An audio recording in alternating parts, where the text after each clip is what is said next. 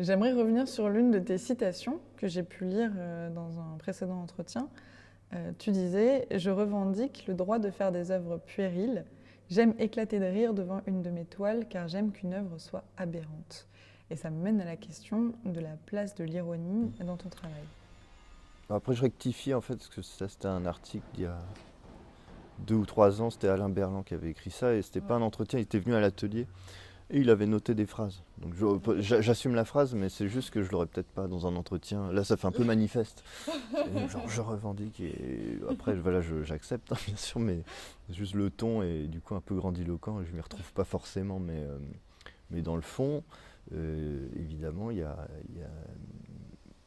enfin, je veux dire, ça fait partie en fait de cette forme de plaisir en fait, et de quelque chose aussi qui est lié à la solitude, on va dire, du fait de faire de la peinture, même si des fois je travaille avec d'autres gens, je fais des tableaux avec d'autres gens, mais dans l'absolu, quand on est dans une feuille de papier ou un tableau, on a une espèce de liberté infinie, et enfin, que j'ai envie de prendre de manière extrêmement décomplexée et agréable, et du coup qui autorise aussi à faire des choses qui sont très mauvaises, quoi. Enfin, et qu'on garde que pour soi-même, ou qu'effectivement qu'on regarde 2 mois après, qu'on trouve pas si mauvaise ou intéressante d'une certaine manière.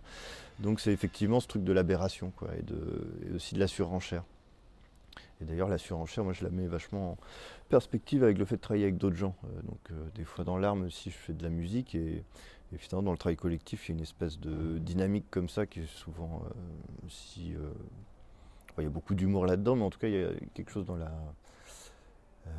une formulation et après une question ou une réponse à ça qui fait qu'on monte assez vite en puissance, quoi. Et, euh, et du coup, aussi dans le travail de peinture, je travaille beaucoup avec Damien Le Dévédec, où lui dessine et moi je repeins. Et en fait, ça fait 6 ou 7 ans qu'on fait ça. Et en fait, moi, ça m'apporte beaucoup dans ma peinture d'être face à quelqu'un qui d'un coup va me poser des questions, va me poser des problèmes volontairement, quoi. Et du coup, ma manière de peindre va aussi dévier de ça et va parfois se répercuter à d'autres endroits, quoi. Et enfin, j'aimerais revenir sur quelque chose que tu as déjà abordé précédemment et que tu as abordé aussi avec nous directement quand on préparait l'exposition.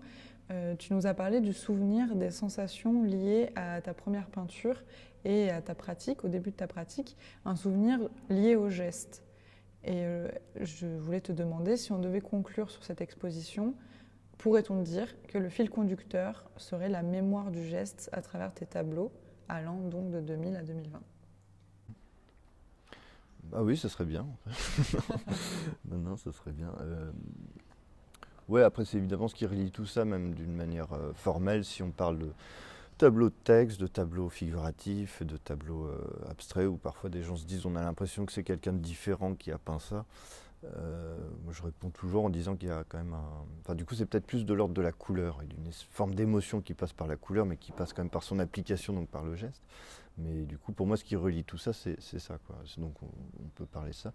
Et en fait, j'irai un peu plus loin sur cette histoire de la mémoire du geste, parce que finalement, effectivement, on peint après soi-même, ou on recherche des émotions qu'on a déjà trouvées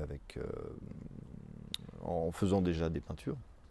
Et en fait, ça va beaucoup plus loin, puisque c'est d'autres peintres avant nous, et d'autres après, qui en fait se remettent dans cette situation-là et dans ces gestes, quoi. Donc du coup, le geste va jusqu'à Lascaux, quoi, d'une certaine manière. Et aussi, il y a toute cette réflexion sur la question de l'inscription, quoi, du geste d'inscription, de l'écriture.